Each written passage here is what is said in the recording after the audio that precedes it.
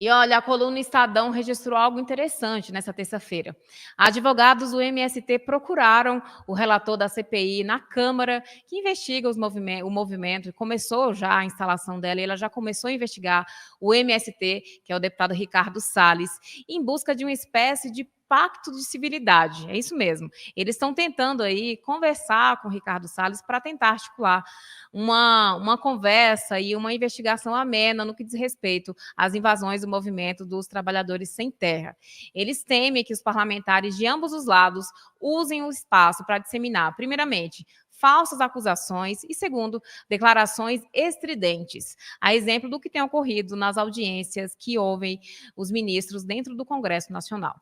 Inclusive, a gente conversou com o Ricardo Salles no podcast 5 Minutos, a nossa repórter Júlia Scafarino, que também produz o podcast aqui no Antagonista, que é um novo produto do Antagonista, está exclusivo aí, está disponível em todas as plataformas de podcasts disponíveis no mercado.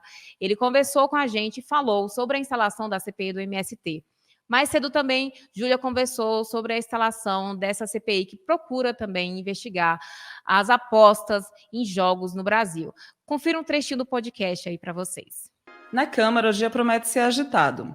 Duas CPIs disputadas farão reunião, a CPI do MST e a CPI das apostas esportivas. Haverá votação dos planos de trabalho.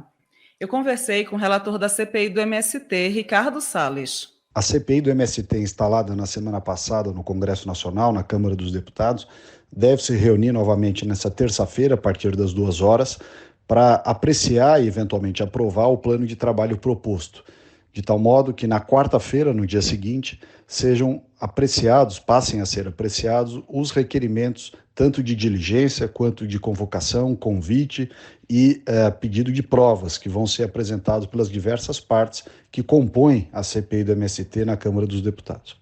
Esta CPI já recebeu quase 40 requerimentos de convocações até o momento. A oposição quer priorizar as diligências nos estados e o foco está no INCRA, já que parte das superintendências foram ocupadas por indicados do movimento dos sem terra. Enquanto isso, a CPI das apostas esportivas abre os trabalhos pedindo a convocação do promotor do Ministério Público de Goiás, Fernando Sesconeto. Essa CPI do MST já tem dado aí diversas críticas, especialmente da base aliada do governo, que se recusa a entender e a aceitar que essa CPI seja instalada. Do outro lado, a gente percebe que pessoas ligadas ao agro, a própria frente parlamentar do agro, tem criticado essa imparcialidade do presidente Lula em relação à CPI, já que até o momento o presidente sequer se pronunciou sobre o caso.